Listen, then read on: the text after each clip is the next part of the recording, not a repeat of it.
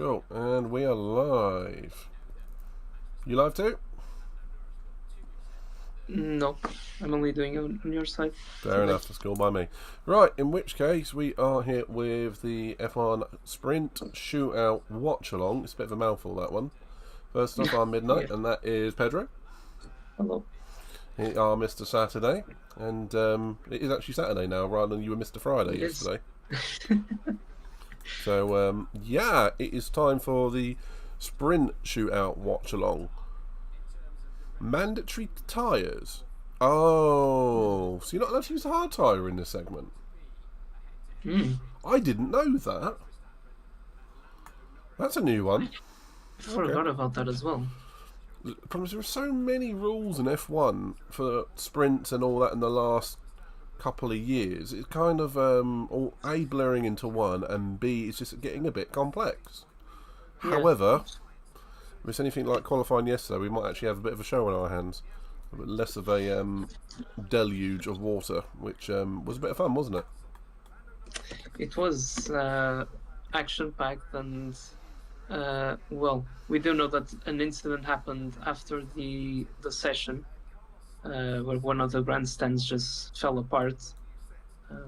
From what I've seen, apparently people with minor injuries and stuff, which is, well, considering how scary it looked, it's actually pretty good to see that they got away with just some minor injuries and bruises. Yeah, it did kind of look like end of world sort of stuff, didn't it? It was very much a bright sunny day in Sao Paulo, followed by, what's that big cloud coming from over there?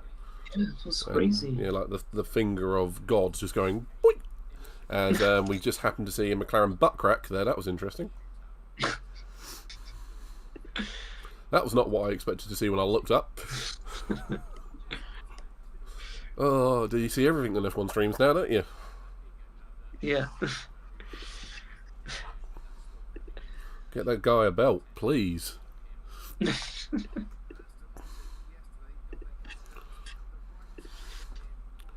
So, what do we think? Because obviously this is going to be, what's the best way of putting it? It's qualifying 2, basically, isn't it? Yeah. Well, do you want to talk us through the format of what's actually going on? Similarities to the other qualifying, or differences, perhaps? I mean, just the differences are so each session is shorter, I believe, by 2 or 3 minutes compared to the qualifying for the main race.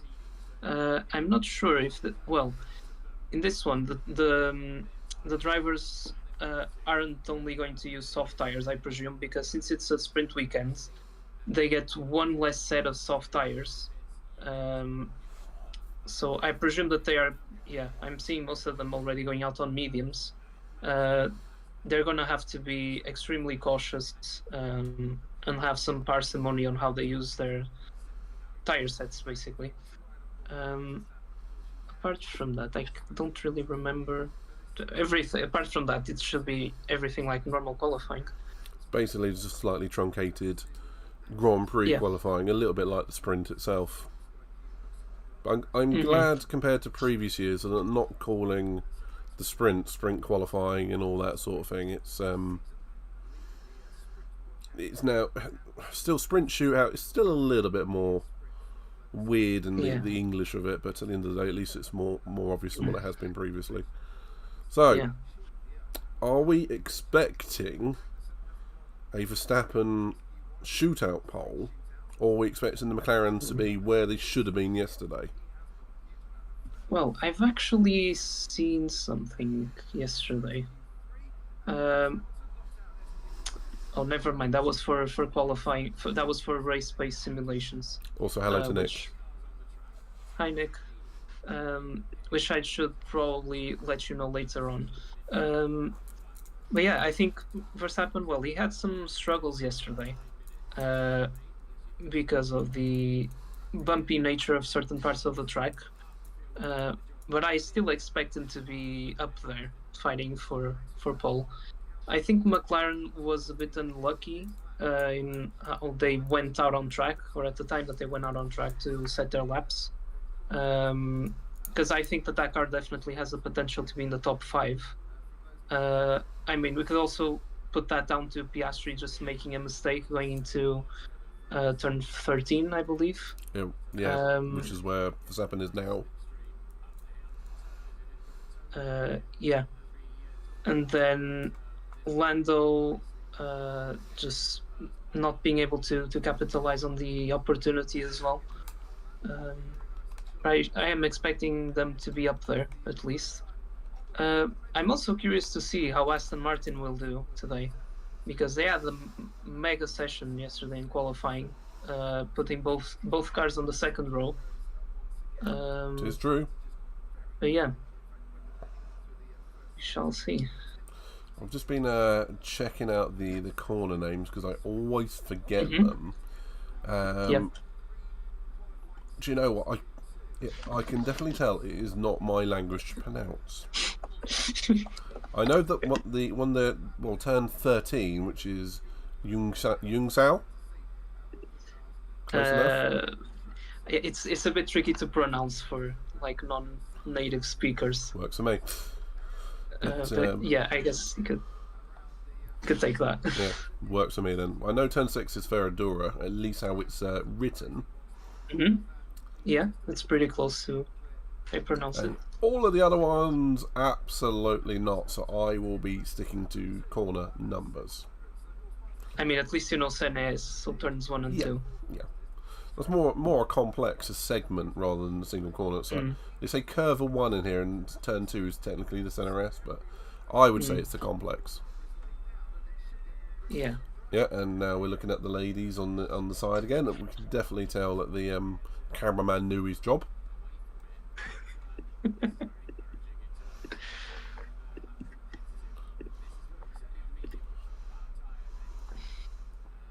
To be fair, Nick, I'm surprised I can speak any English. Struggling a little bit with just connecting my feed. Having some issues now. No worries. Keep with us as much as you can, my man. Yeah. At the moment, we do have a Ferrari on, Shootout 1. We're just going to call it Q1, just for the argument's sake here. In Q1, we have signs on provisional P1 with Hamilton, Verstappen, Russell, and Leclerc 1, 2, 3, 4, 5. So, about what we'd expect for Perez in 6th. Yeah. But at the moment, we still haven't seen lap times from either Haas, Aston Martin, AlphaTauri, McLaren, or Alfa Romeo, as Gasly just set a time, and there goes Piastri. So they're all filtering through at the moment. Yeah. Alonso looks a little bit better this weekend. And what did you think of that rumour that was kicking around after Mexico, which was Perez and Alonso switched places? Garbage or true? I mean, I would love to see that happen, just to see Alonso back in a championship contending car. Yeah. But yeah, I can understand if Red Bull want to give Checo another chance, but it's just, I think this season, unfortunately, is really becoming difficult to justify them giving him another chance. Even though, don't get me wrong, he's done some good things in the past, mainly for 2021, obviously an important season for the team. For them to fight for like the Constructors' Championship and obviously the Drivers' Championship as well. Yeah, it would be nice to see. But I think this year in particular, he has been extremely inconsistent. And like one thing that like I was gonna tell you about before we actually started is that I saw a stat here with like Q3 appearances, and just for you to see how shocking this is, Perez has made Q3 less times than Oscar Piastri, and when you consider that McLaren at the beginning of the season was fighting for literally not finishing last. Yes, I know they've improved a lot since then, but still. That's a mega turnaround for McLaren and a mega upset for Perez. Yeah. I get you. Right, just to reply to the chat, Prototype, the logo itself is a group logo, so don't worry about it too much, and you will see Sarah later on. It will either be 3 of us on the shootout or Bedro, it will be you and Sarah. We're not sure yet. We haven't worked it out fully yet. Yeah. Other than that, to Nick, when it comes to F1 rumours, I just don't know. Would be interesting to see, like Pedro said, though. It'd be nice to have Alonso at a top team and not just for 2 races again. Yeah. Because you can still see that, like, even at his age, he's still got, like, a lot of traits from a top driver. We should get a new logo, man. Nitro. Nick is saying. I like that. It's like a nice idea, so to be fair. Or Saturday night. Saturday night qualifying. That's prototype came up with a very similar thing there. Right, to the F1 action as it is. We've got 3 minutes left of this session. We have 5 drivers in the drop zone, which are the 2 Williams, Zhou, Tsunoda and Stroll in no particular order. And at the moment, the times look like they are about 1.3, 1.4 off yesterday's eventual pole time. And that's from the current P1 leader Sainz. So, as you previously said, we had an absolute deluge here yesterday. One of the stands collapsed. All sorts of things happened. Monsoon, wrath of God, everything like that. Yeah. It's going to have completely turned the track green.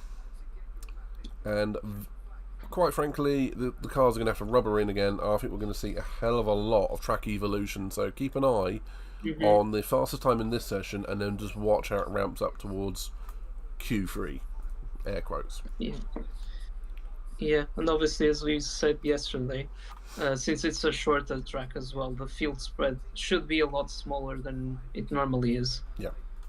So, but it is great. That's going to make things interesting until the very end. Hopefully. It is great to see that throughout the year, a lot of the teams have progressed towards the ultimate pace of Red Bull.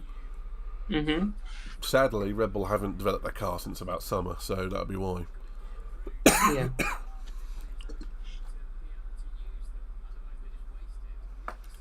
So, minute and a half to go. Sainz is on that. I don't know why people like Sainz and Hamilton are bothering to do a second lap. Admittedly, they're using medium tyres, I think, on Leclerc here. But if you're in the top 2, 3, I would not waste a set of tyres and laps. But that's just me. I mean, it's really going to depend on the gap, isn't it? That they have, but yeah. I mean, track evolution to me isn't going to be 6 tenths of a second in 2 minutes.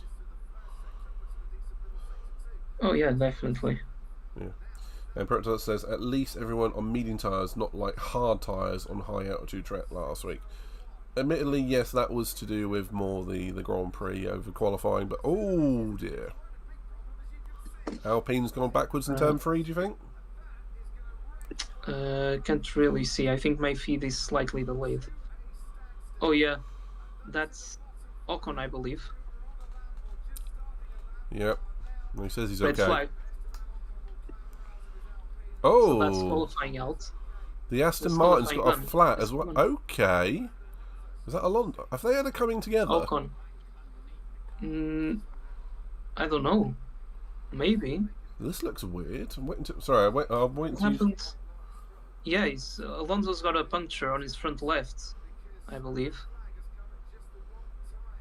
It was Ocon. Ocon has markings on his left radiator, so I think they've had it coming together somewhere. But how would it be the left side of Ocon's cut unless he's just clipped the barrier with it? I don't know. It could be debris. But wouldn't have been the first time that those two have come together. Funny enough, no. I mean, well, it makes sense because it was Alonso's front left that had a puncture, and Ocon has a puncture on his right rear. That would make sense. Could have made sense. Let's see. Either way, obviously. Sorry. Oh, sorry. I was going to say, either way, red flag session will not resume. Both Williams out, which is a shame for Albon particularly. Zhou, Stroll, which is unfortunate for him because he looked like he had pace this weekend. Yeah. And Ocon himself. So, actually, kind of lucky for Alonso. Okay, I'm seeing a replay. I'm going to let you see it too before I say anything. Yeah. I don't know why my feed is so delayed now. Oh, what happened there then? Let me check. Either way, I think Alonso's got suspension damage. We'll just say that much. Okay, now I'm seeing it from Ocon's point of view. This is what I want to see. Yeah. Oh, he just lost it on the curb and then hit Alonso. Yeah. That's unfortunate. Yeah. Oh, and he complains about Fernando. Wait, did you hear? Yeah. He was complaining about Alonso, like he had nothing to do with that crash. Missile Ocon, as Prototype says. The only thing that Fernando... You need to look at the replay properly and check your words again. Yeah. The only thing that Fernando can be even mildly blamed at is existing and having an aerodynamic effect by existing. He left more than a car's width for room there. I mean, admittedly, he could have gone further to the outside, but we are not talking he could have disappeared. Yeah, and he was a lot further ahead than the corner exit as well. Yeah, he left enough room there. It's as simple as that. Yeah. That's a bit dumb from Ocon. Yeah. I mean, not something you really see him do all that often. Yeah. It looks like Ocon's put down the power and the back end has stepped out, and he's had a silly accident. Really, it's not a big incident; it's a silly one. But him blaming Alonso's is a bit stupid. Yeah, that curb is really unsettling once you put the wheels down there. And I think the car has a tendency to bottom out there, so I presume he got caught off guard by that, plus the fact that Alonso was ahead of him. He was probably looking at what he was going to do.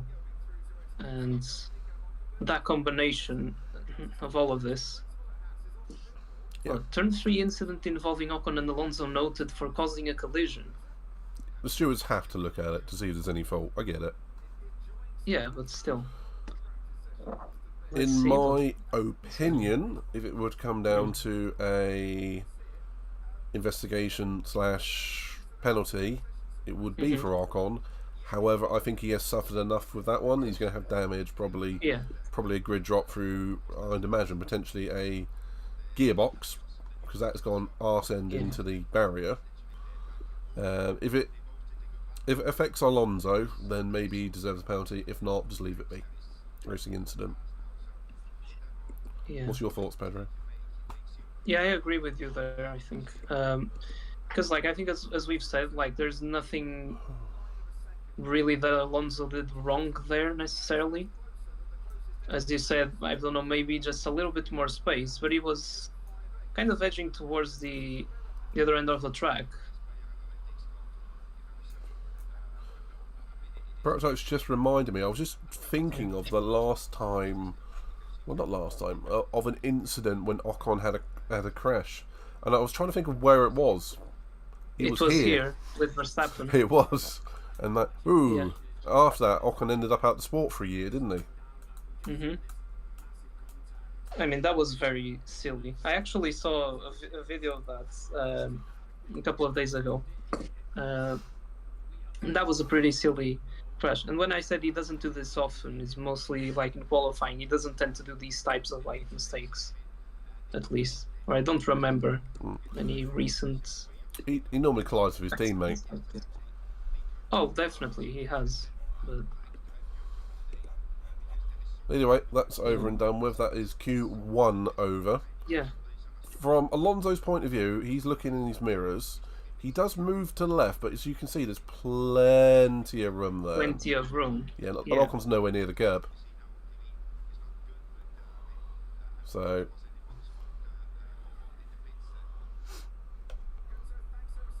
Oops. It's good to see. Yeah, because you see, he hits the curve there just a little bit too much, and then it unsettled the rear. And probably, as you said, he put the power down too early. Because it definitely looked like it. Yeah, that is some that is some damage to be fixed. Do you reckon that they? Do you reckon that they can get the Alpine team can get that fixed before the sprint? It's going to be tough when they're going to have to get it back first, of course. That's going to be diffuser damage, maybe gearbox damage, rear right suspension, rear wing. It's the whole back end, basically. Mm. I'm going to bear in mind he's going to start at the end. If you want my opinion, strategically, I wouldn't bother, and I'd save the tyres for the actual Grand Prix. Same, and probably take an engine penalty if it's needed. Yeah, and do this race, do one lap, and then go back in. Not that we're thinking around the problem at all. Because, it would also be it would give them an advantage coming into the next weekend. Since it's Vegas, it's going to be extremely demanding on the engine. Yeah. So, it could really do them well if they were to take a penalty. Yeah, strategically take it. No, I get you. I mean, you've got to think about the bigger picture when it comes to F1. I mean, that's what Hamilton Mercedes did here a couple of years ago. Do you remember that rocket engine that they had? Oh, this is Kimi's former race engineer, I believe. Hopefully, he gives him the steering wheel. Stewart, incidents involving Russell, Norris, Piastri, Ocon will be investigated after session, failing to follow race director's instruction, maximum delta time. Again. Yeah. These qualifying breaches are getting silly.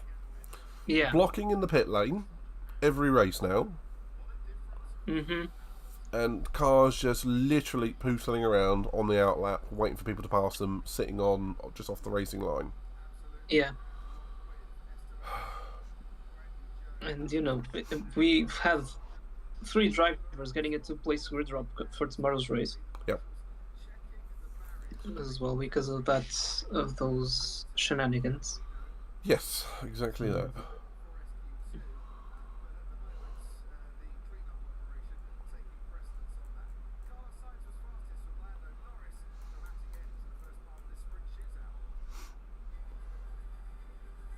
Okay, so that's Q1 over. They're still obviously tidying up the Ocon crash incident angle, but it's not going to be any big damage to the barriers, so that's basically just reset and go. But I imagine because we had 3 or 4 minutes left on the timer, they'll just run that. Well, they will run that clock down, but they'll start roughly when Q2 was supposed to anyway. Yeah, I think it was only 30 seconds left. Oh yeah, I suppose it was. I was thinking minutes, wasn't I? Okay, but bit of a tragedy for both Williams there, being knocked out. Yeah. But then again, the car doesn't really seem to suit this type of track all that much. I think they might give us a better display at Vegas. But yeah, it's unfortunate for them because they could have probably. Well, best case scenario, getting out of Q1, at least Albon. Yeah. Speaking of Vegas, there's so much news flicking around TikTok about that, how it's ruined Vegas. And one rumour that I'd heard is that the organisers are genuinely considering not bothering with it next year. Because of the hassle that is causing people. Yeah, because I've seen a few controversies going on in the construction of the track. Apparently just some illegalities and stuff. And people's health being constantly at risk. So we'll see what happens. There's definitely something shady going on with that. We can only speculate, of course. But still, I want to see. Do you know, I kind of don't want to see the track because I actually, when it comes to racing it, I know we have to do the pre-GP. And it's going to come round to it, and I know I'm going to have to learn a track that I don't want to race. I've only done like 2 or 3 laps on the F1 game, and I genuinely can't like it. I just don't like the track. Is it worse than Saudi or Baku? Yes. Damn. I'd say so. Because like there are a few corners that look quite the same, and you're just trying to figure out, which one is this part of the track. I got lost in Saudi twice. Yeah, I mean, it's, well, at least you'll be a little bit more comfortable through some sections of it because the track is wider than, let's say, Saudi. As long as I can see around the corner, I guess. I don't necessarily like it too much. Right, back to here. Will Alonso get back out again? He looks like he is only half in his overalls at the moment. So is he just cooling off, or have they told him that he's not going back out? Well, they're working on they the seem car. to be doing some work on this car. He's going to be lucky. I mean, we didn't see from either point of view. They seem to be working on the front and the back, so maybe Ocon's clipped both wheels. They're checking the geometry. But he was lucky not to have a side panel or floor taken out there as well. That's true. True, actually. Childhood hero for Charles Leclerc, Ayrton Senna. Mm-hmm. He visited the Ayrton Senna Foundation this weekend, I believe.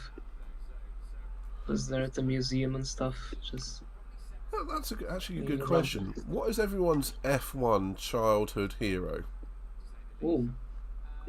I've got two. I've got two from when I was growing up. Bear in mind, I'm going to use the word childhood properly. I mean, when pre-teens and that sort of thing. For me, growing up, it was Nigel Mansell and Damon Hill, and two Brits who obviously were at the top of the sport at that time in the early to mid 90s. And yeah, simple as that. And I've still got a flag behind me, which you can't quite see, which is a Damon Hill flag. So I genuinely like him, and he tends to sort of straight shoot and tell things as it is. Anyone else have any other differences, choices, and that sort of thing, including you, Pedro? No. I mean, I kind of have a few different ones, really, because start watching F1 mainly towards the mid 2000s, I'd say. So for me, I kind of have three, which are Alonso, Schumacher, even though he was effectively at the end of his career. I mean, apart from that stint he had with Mercedes, which we don't talk about, and Kimi Raikkonen. I think those are the three that really spring to mind. Even though I had a few other drivers that I liked, like Montoya and stuff. Oh, Montoya. In the 2000s, Montoya and Raikkonen were my favourites, hands down. Absolutely, hands down. I'll always remember it was here. I want to say it was the third or fourth race of the season, because Brazil's at the other end of the spectrum. Hang on, so let's go back on board again with Alonso. So he moves to the right, looks in his mirror to the left, keeps in the centre. That movement he does with the wheel to the left that is a bit suspicious. Well, he is going around the left-hand corner, and we are on the left side of the car. Look from Ocon's but he's turning in super sharply. From Ocon's point of view, Alonso's more than over halfway over the side of the road. That's Ocon's fault.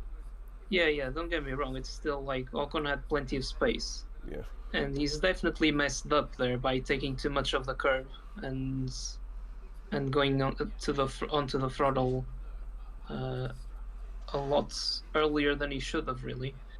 I think what Alonso was trying to do was just let him through, and then starting to turn into maybe get his slipstream or something, or just to get back to the racing line. Get off the dirty marbles, probably.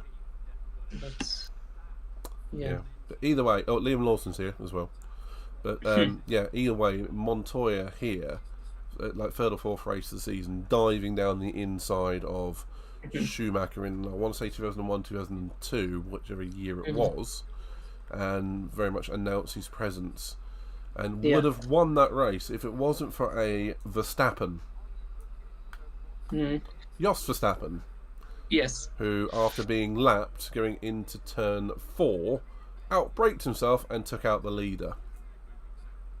It's really what you don't want to do. Which Ocon then did to Verstappen a few decades later. Anywho. Second of all, we have a Miss Hawkey in the chat. Hi, Sarah. She says, if Ocon wasn't on the curb and fighting the oversteer, he would have gone past Alonso fine. Agreed. Yeah, I agree. Yeah, I do agree with you, Pedro. We do see Alonso moving to the left, but he's so far over to the right already, it doesn't matter. Yeah. So, definitely. I'm agreeing that like Ocon wasn't really that cautious, and he can't really blame that on Alonso. No. He can only blame it on himself for doing what he did, going over the curb that way. Yeah, Ocon doing Ocon things. Does that name mean anything in French, Ocon? Sorry? Does Ocon, the name, mean anything in French? Like, does it mean crash? I don't think so. Just checking. Because it wasn't until we started talking about surnames the other day, like the surname Ferrari being like equivalent to Smith for the UK. Yeah. It's like, it got me thinking, what do all of these names mean? I mean, Stroll is Strollovich, which we now know, which, mind blown. To be fair, Hamilton, what does that mean? Anyway, I don't think all surnames mean everything, but that's besides the point. I mean, but there's, you can't really attribute a meaning to them, but at least you can search for the origins and stuff, I guess. Very true, very true. But either way, what did we say? We had both Williams out, Zhou out, Stroll out, Tsunoda out, wasn't it? Yeah, no, Tsunoda made it. It was Ocon. Ocon was right behind him. Oh, so Tsunoda was in the drop zone just beforehand. That's what it was. So it was Ocon, Stroll, Zhou, Albon, and Sargent. Yeah. Does anyone else think they're taking quite long to get this going again? I'm thinking the same, actually. You've assumed that it would be cleared by now, but I believe I'm seeing a car there on track. It's a Samba bus. Samba bus. I mean, if you want to bring a Samba bus anywhere, this would probably be the best country to do so. Prototype agrees with you. Could also be Alonso rejoining to tuck in for Alonso's slipstream. Could be. Yeah. I still think he was getting off the marbles, but it could be easily both. Anyway, enough of that one. Let's see what Q2 will bring us. Yeah. Hopefully Alonso will get back out there. Apparently, fun fact, Gasly loves pandas. Right. And his favourite food is Italian. Oh, that must be sacrilege for a Frenchman. I mean, he's lived in Italy for so many years that I think, Does he? I didn't know that.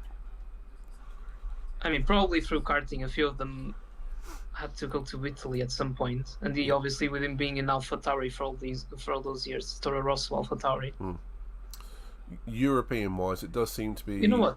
I think he still lives in Milan. Actually, oh really? I remember seeing an interview from him. I think he still has a home somewhere in Milan. Interesting. And stuff. So. It does seem to be sort of European-wise that sort of Italy and the UK have the richest set of motorsport heritage. With France, although the home of the FIA, sort of a third or fourth, I would say behind Germany, who's just a bit quiet at the moment with no real stars there. But Hockenheim, Nürburgring, GP and Nordschleife and all other sorts of things. And hello, Miss Mandy Moo. Hi, Mandy. But yeah, it makes sense if a driver had to move to either the UK or Italy specifically. You think France would have a slightly stronger heritage, wouldn't you? But strange. We've got stuff going on. It's not great, so not very chatty. Mandy, if you ever need us, we're on Discord. Exactly that. Can you see that Aston Martin? The guy is upside down there. What we're seeing is a guy who is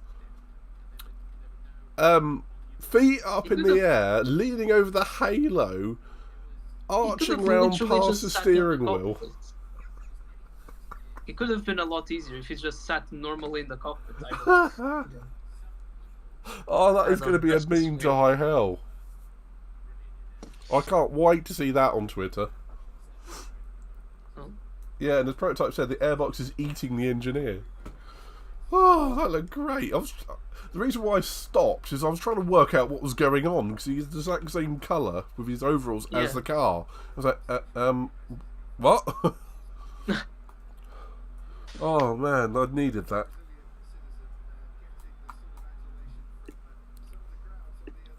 Okay, and we thought it was going to be a very quick turnaround after the incident, but 10 minutes later, I think I just spotted Valtteri Bottas look-alike in the crowd.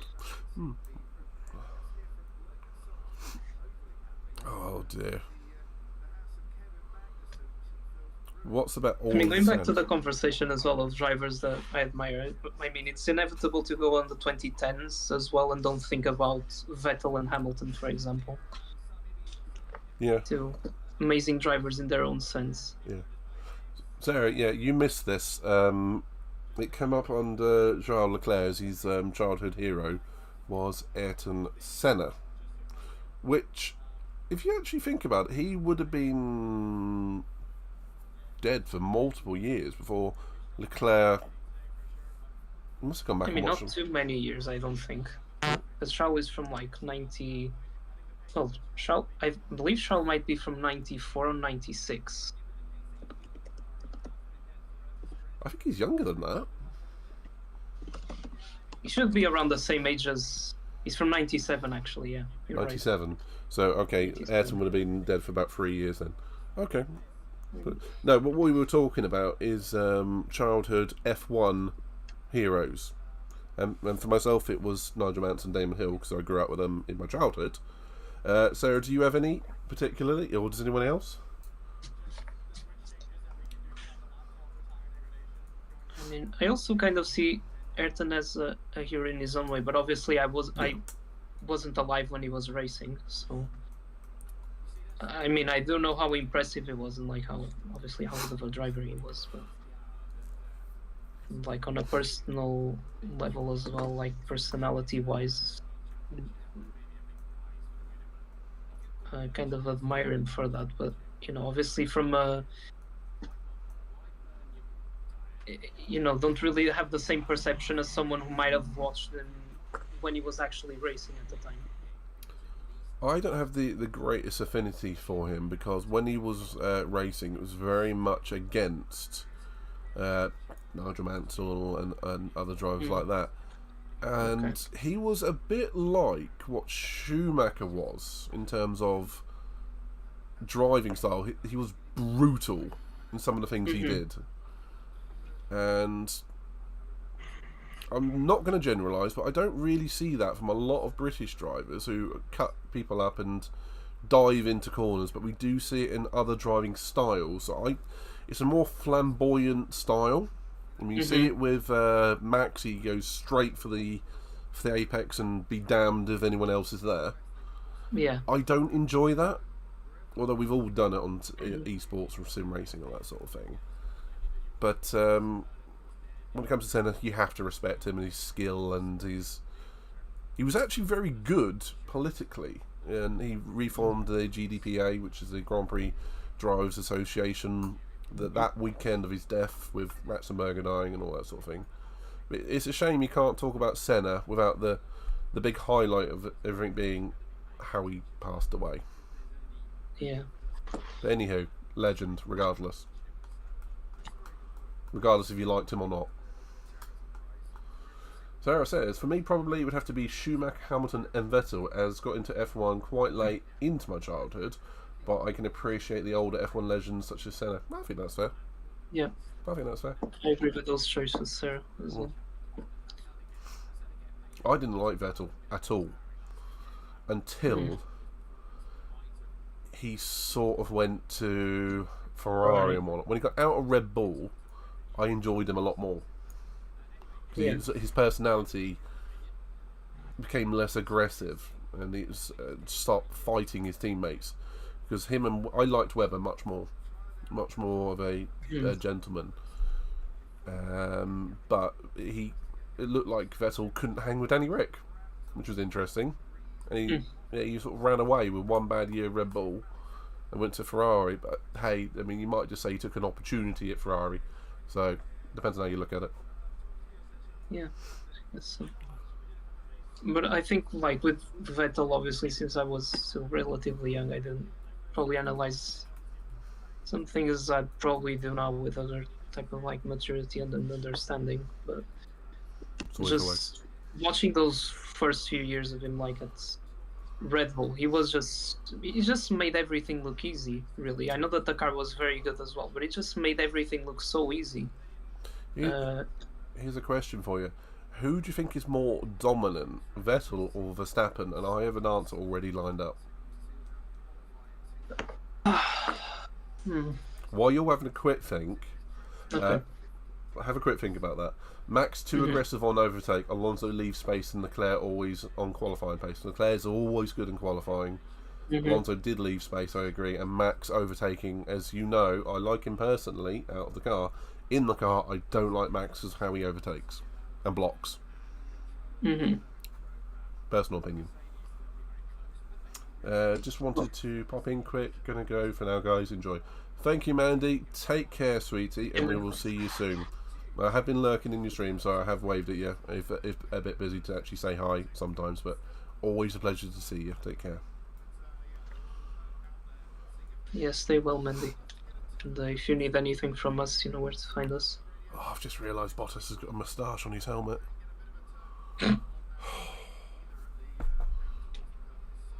I mean, that's probably down to November as well, isn't it? Because, yeah. So, yeah, that question, what do you think? I think, like, comparing the kind of, like, dominant eras of both of them, it's a bit tricky, this one, because we've had this discussion before. It's not like Red Bull has, right now, like, as stupidly, well, it's tricky to judge this, but I think there have been more dominant cars in the past, even though stats might probably say that this Red Bull is the most dominant car that there ever was, for a while. Compared to the MP44, it's right up there, isn't it? Like, I think it's, in a way, and even Red Bull staff themselves have said that this car isn't particularly outstanding, but I believe that they just nailed the regulations down, and the other teams were still trying to play that game of catching up. They have kind of done so, but they still haven't quite overtaken Red Bull. But I think, like, if you compare, let's say, driver to driver, I'd say that Verstappen is a lot more dominant in terms of his driving style compared to Vettel. And I think he's, in a way, I think he's a more complete driver than Vettel was during those prime years at Red Bull. Okay, yeah. Because Max, sometimes, we have seen, he's, even when he didn't have the type of car he has now, he always adapted himself and always seems to be able to make the most out of the car in a way. And just really goes, like, over the limits of what you think it would be possible just to, you know, extract that lap time. And he's, I don't know, like, his kind of mindset as well, like, he's super focused, ambitious, like, he knows, like, he sets his goals and doesn't really let anything bring him down, sort of thing. Not that Vettel didn't have those characteristics, but I think he was a little bit more fragile compared to Max in this sense. Regardless of that, two outstanding drivers. Agreed. In F1 history. I will both agree and disagree with you. Everything you said is correct. I will say, though, when Vettel had it in the window, I fear he's much more dominant.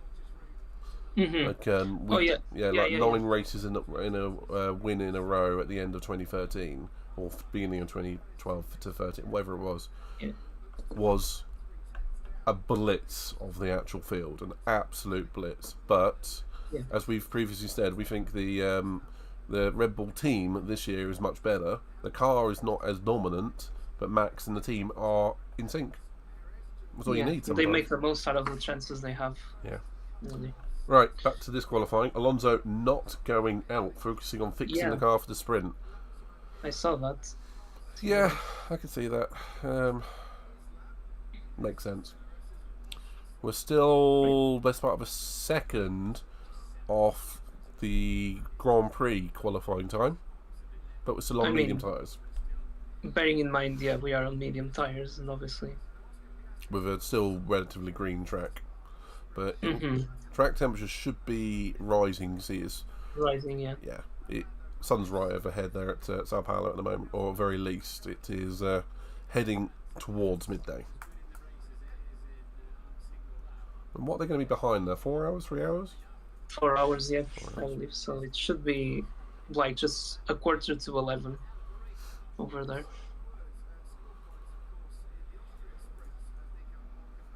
There goes Charles.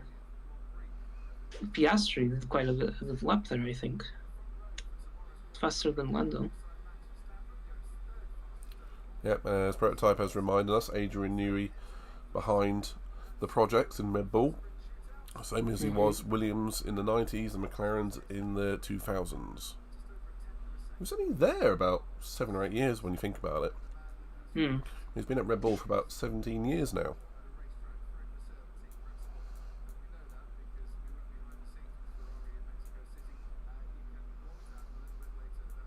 Apparently he has something planned for next year that's going to be some massive step on this year's car, which is quite scary.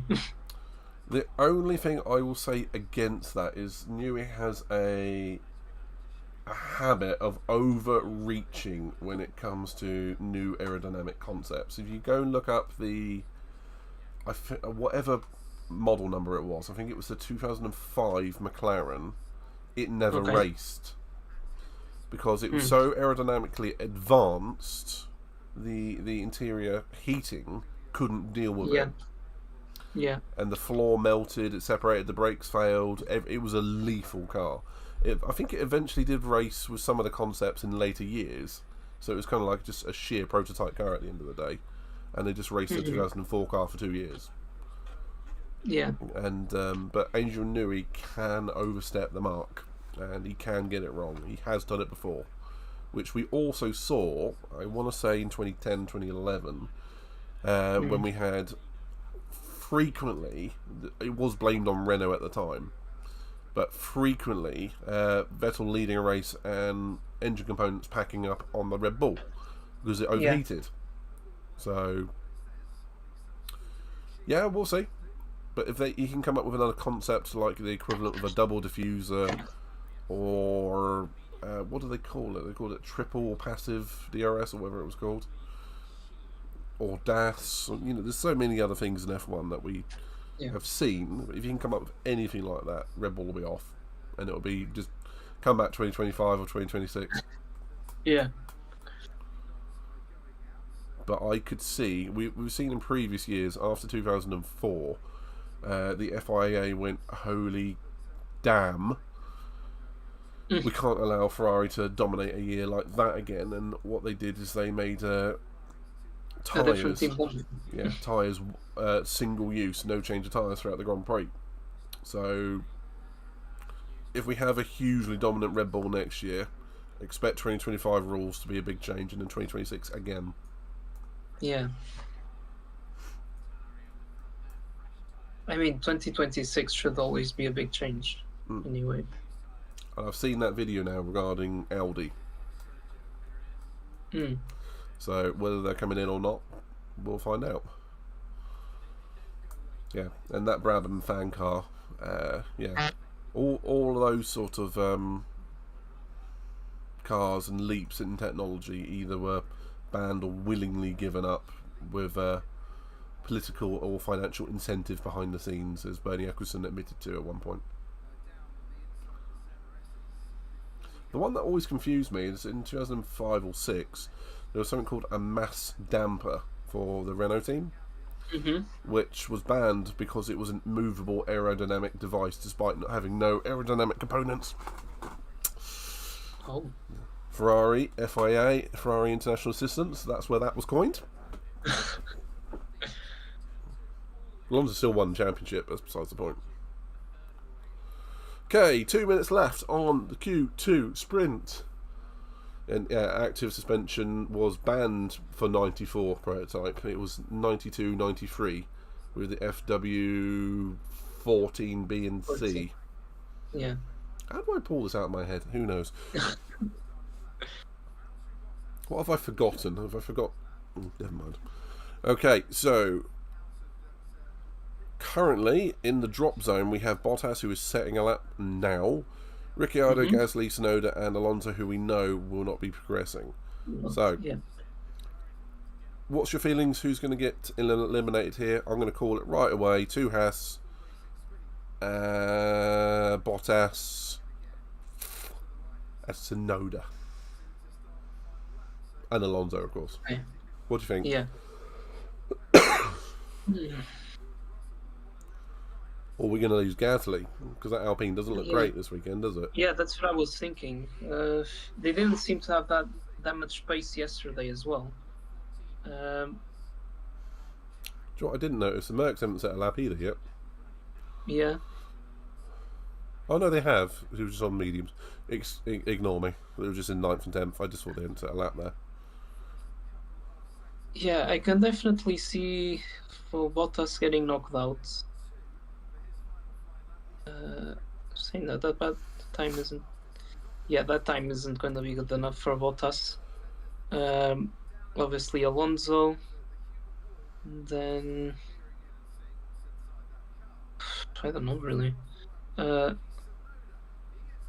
Right, so I'm gonna say an AlphaTauri, Bottas, Alonso, a Haas, and maybe Gasly. Look who's win P2. Oof, Gasly is not safe, I don't think. No. Okay, so Verstappen P1, Ricciardo P2 at the moment, Hamilton, Russell, Norris, all out on track. I believe Bottas is out there too. Gasly is currently sitting in P10, but he has finished his laps. Ricciardo won't improve anymore, nor Perez. Hamilton's up to P4. Gasly is out, so he is the one that's gone. So now it's down to Bottas, Norris, and Russell. Okay, Russell is out of the drop zone. Yep, P5. He's safe. Norris goes P1. Norris P1. So that puts both Haas in there. So it's now down to the Haas boys, Tsunoda and Bottas, really, to stay out or get out. Bottas is probably going to go into the pits, I think.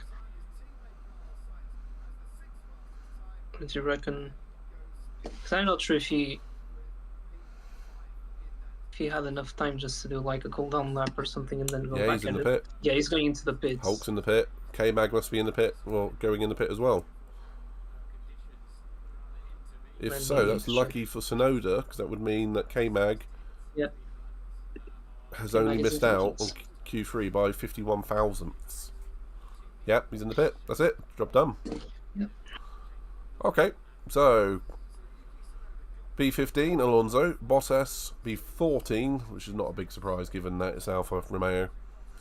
I'm going to start calling him Sauber soon, because does that deal end next year or this year? I think it's going to end next year. Okay. Because they're going to go to Haas, I believe. Oh. That makes sense. And then Gasly P13, Hulk was next in P12, and then K-Mag in P11 with Tsunoda squeaking into the top 10. That was unlucky from Magnussen as well. Hulkenberg, to be fair. Yeah. If all these banned inventions were lifted, I'm sure F1 would go around a track 40 seconds faster than current F1 cars. Active suspension, F-duct, fan car, mass damper, and dash steering. I think 40 is a bit of a push. Certainly 10 seconds, maybe 15. Maybe not Sao Paulo. I was going to say as well, I think they wanted to implement active suspension again for 2026, for 2026 regulations. Not sure as to what extent that will happen.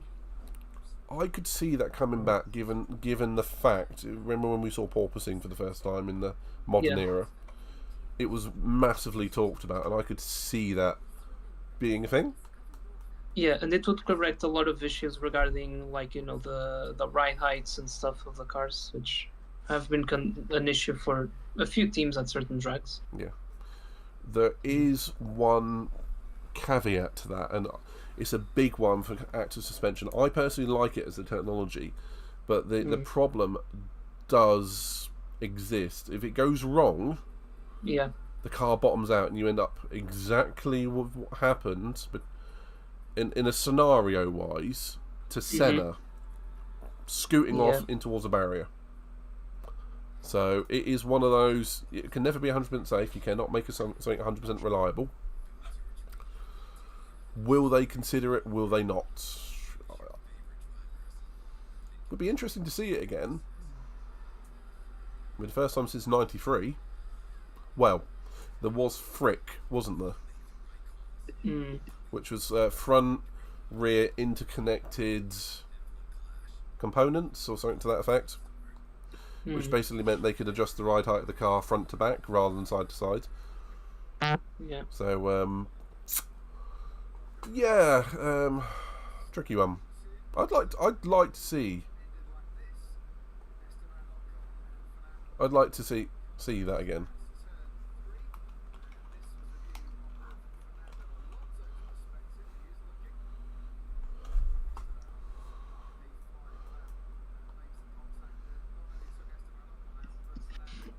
I like the fact they're putting a human wall, and you can see one of the Aston Martin mechanics has a bright sort of coppery patch on his butt where he sat on something he shouldn't have. Yeah, I think it might have been the one that was upside down on Alonso's cockpit and probably caught a few of the dirt that was on the airbox. Quite possible. That does look quite funny though.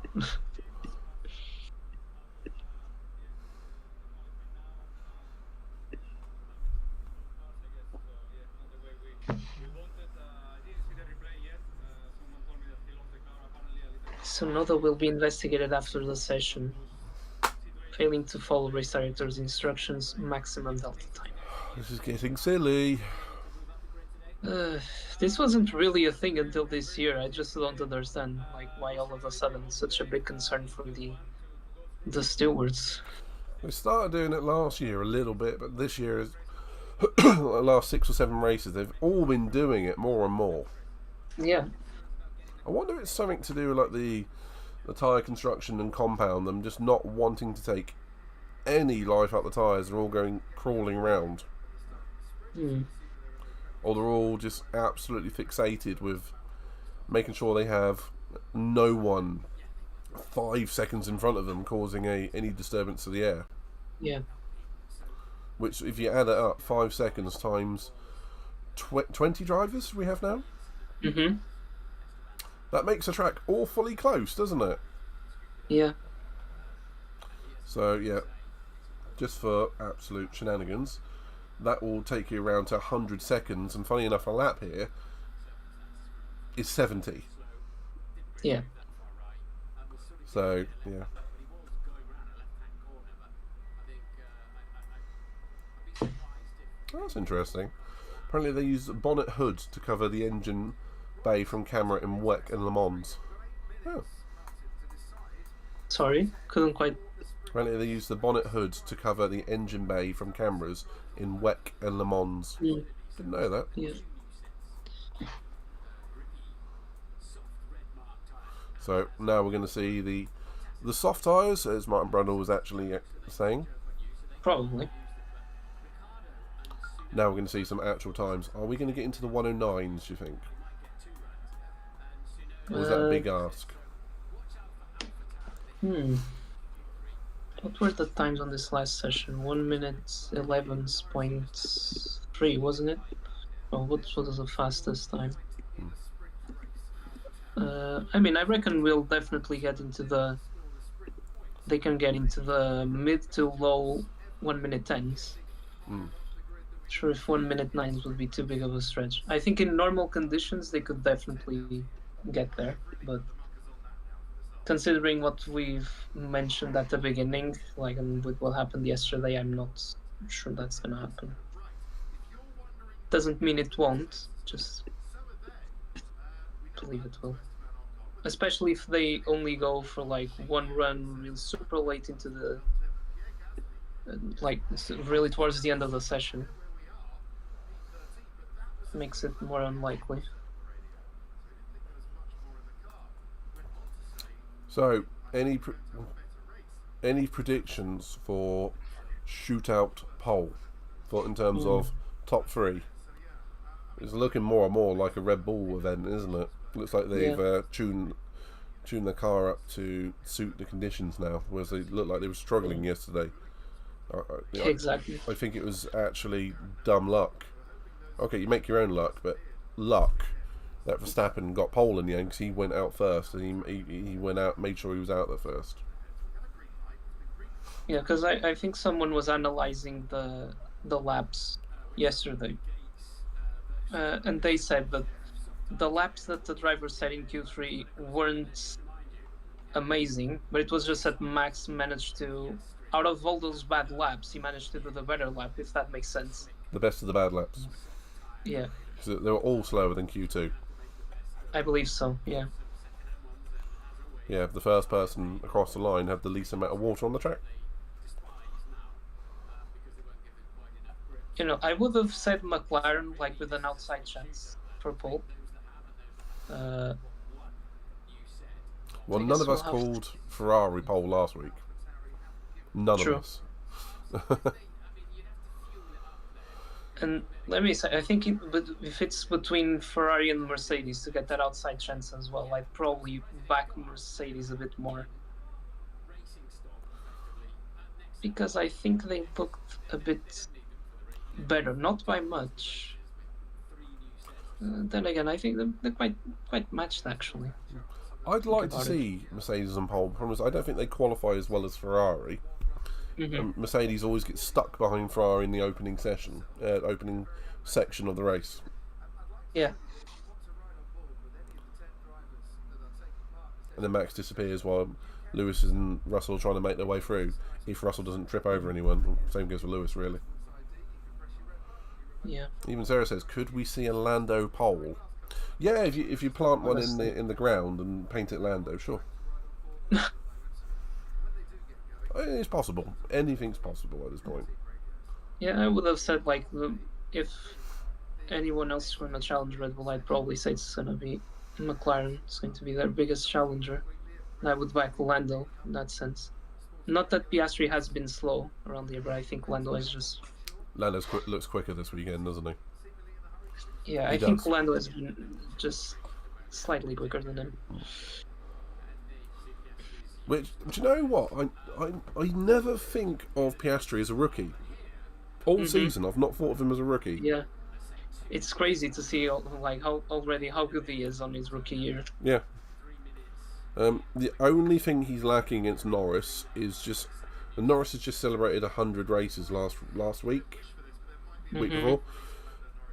Piastri's 20-ish, under 20? 20-ish, thereabouts. Yeah, 21 races, I believe. This one's going to be his 21st this weekend, I believe. Okay, Max is making his way past the Ferraris again. Yeah, that's the only thing Piastri's got. He just needs a little bit more experience. Yeah. And a little bit more pace in qualifying. Other than that, other than that, the only thing we saw like last week is he nuked his tyres. He does tend to go through his tyres a bit quicker than Lando. Other than that, he's there. He's a great rookie. I think, like, in terms of like the fundamentals, he doesn't really have I'd say for a rookie, he's quite good across all aspects. Like, obviously there are he has some strengths. As you said, he has a few weaknesses, but like considering it's only his first like proper season in F1, like, and that he can only improve from here, you'd hope. Yeah. Like, it's just crazy to see like how good he is. Ooh. And something that really surprises me about him as well. Sorry for cutting him off a little bit there. It's just his mindset. Like, he's so calm, so composed. Like, it doesn't look like a rookie when he's driving. Agreed. Definitely. as Sarah just said, there's only 4 minutes left of the session. No one's going out yet. It does seem to be that they're all just saving tyres and going out right at the end, waiting for everyone else to put rubber down on the track. As we have a minute and a half left, so it's only going to be a 1 run for all, I would imagine. And we see Piastri coming around first on round turn 4. So he'll be the guinea pig to put the first time down. Can it be? Actually, I think someone is in front of him, unless that is someone just going out. Either way, Piastri purple, obviously. Oh, that is one of the Merc boys on his outlap. The wind looks relatively strong there.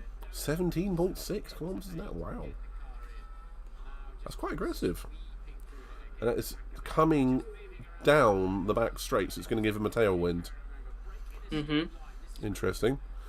Okay, so Max currently purple in sector 1, ahead of the McLaren boys. So Piastri a little bit understeery on the final set of corners. Norris is behind him and going quicker, so we should have a Norris Piastri 1-2 in that order. Okay, 1:11.1. Yeah, it's not even to the tens. There 1 you go, minute that's better. 10.6. Wow. That's better. That's closer to yesterday. Oh! Oh! Could this actually be it? Norris on pole at the moment. Okay. But it's... Okay, Perez, so Charles is going to be the next one. Perez is fastest in sector 1 at the moment. Leclerc P3. That is a big gap between Norris and Piastri. Perez is going quicker than Norris, even in sector 2. Yeah, Verstappen did drop off in the final sector, so maybe Perez will too. This could be a Perez pole. Sainz hasn't got the pace. Hamilton's not got the pace. So another P3. What the hell did that come from? Perez P3 now. You're not watching right now. Perez into P3. A lot of time, Perez. Sainz will go about P4. No, he's 7. Okay. Where are the Mercs? Hamilton P4. Russell. Russell's up on Norris's time, not setting purple sectors. This could be Norris P1, P2. Russell, rather. With Norris. Yeah, I mean, he was a sprint race winner. He was. And this is where he said he's only GP win as well. Ooh, P4. P4. So that's Lando. Looks like a lot of cars dropping off in the final sector, doesn't it? Yeah. Okay. I think that they were saying that it's really tricky, obviously, with the wind coming from that direction as well. It's really tricky to have the rear of the car stable through that corner. Yeah. Yeah, there you go. Lando Norris pole position, as we were saying. Which side of the track will he start on, left or right? Good question. I think it's on the left. I think it's on the left-hand side. Hello, Cass. Good to see you, buddy. Hey, Cass. Prototype says left as well. I think it's on the left-hand side, yeah. Should be. Okay. Either way, it's a cracking lap for Norris. I do worry with him having both Red Bulls directly behind him. However, let's do the top 10. Norris, Verstappen, Perez, Russell, Hamilton, Tsunoda of all people in P6. The Ferrari's off the pace here. Leclerc P7, Danny Rick P8, Alpha Tauri bit of a resurgence. Sainz P9, Piastri P10. Yeah. That's a bit poor. I did wonder what happened with Oscar there on this lap because. Yeah.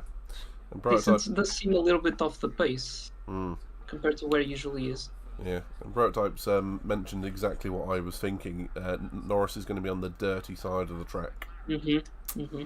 So I won't be too surprised if we see Max into turn 2 into the S's in the lead, just round the outside of turn 1.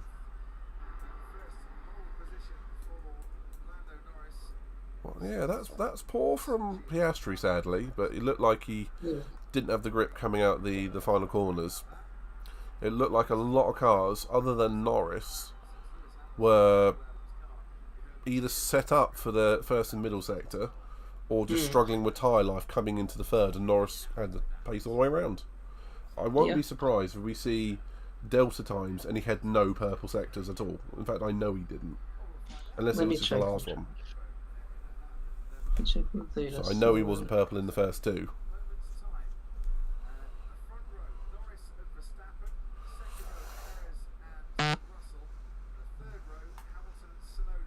How is it this one? What? Why?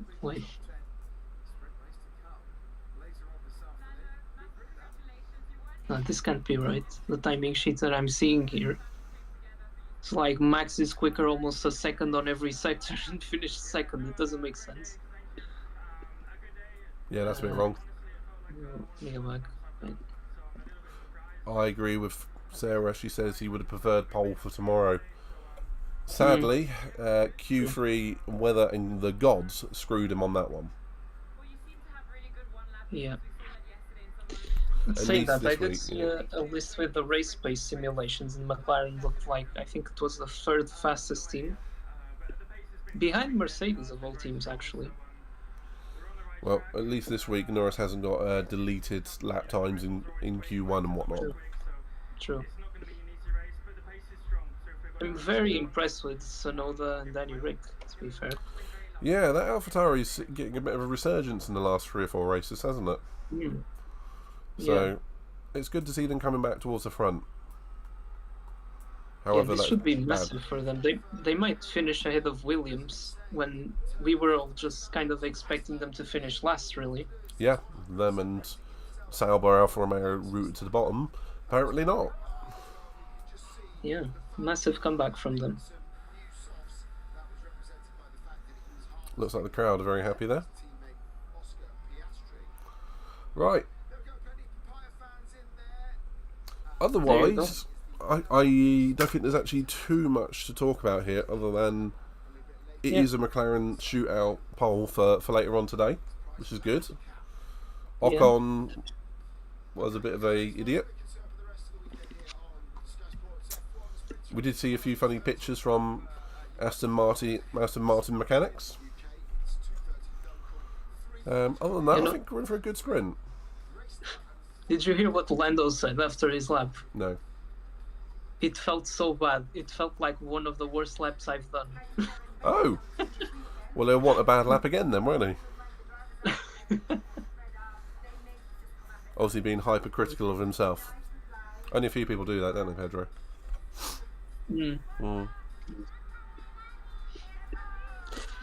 Okay, with that in mind, I think we should probably leave it there because we're going to be back. Yeah. Well, I know you'll be back. Might be me, you, and Sarah, if not just you two for the sprint. I've got to go and sort out some TTR stuff. Yeah. And whatnot. We'll go from there. For those that are interested, tonight is TTR, which is Ted Tracks Racing, which will be on. I will try and stream it tonight, which will be about 9 o'clock, which is an hour-long race at Daytona. Other than that, we will be back tomorrow for the pre-GP and the full race here for a watch-along and go from there. Yeah. So we'll have fun. Fun in Brazil.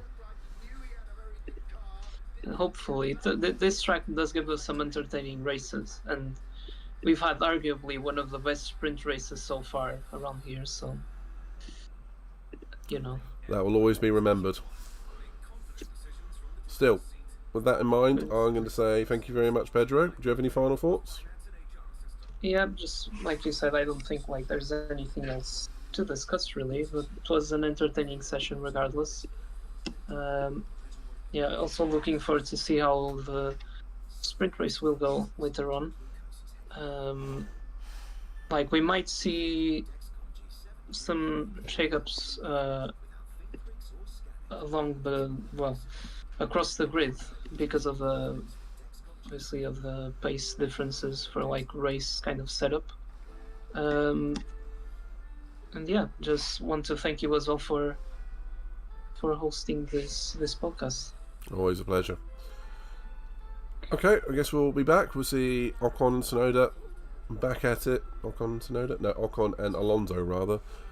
Back at it, and we're hopefully repaired cars for the sprint. We'll be back later. Yeah. And on that note, it's been a pleasure. Thank you to Prototype, Sarah, Cass, and I know I'm forgetting a few people that were in the chat. But Mandy and whomever. Thank y'all. It's been fun. well, and Nick, actually. But we'll be back, so catch you all later. We'll be back.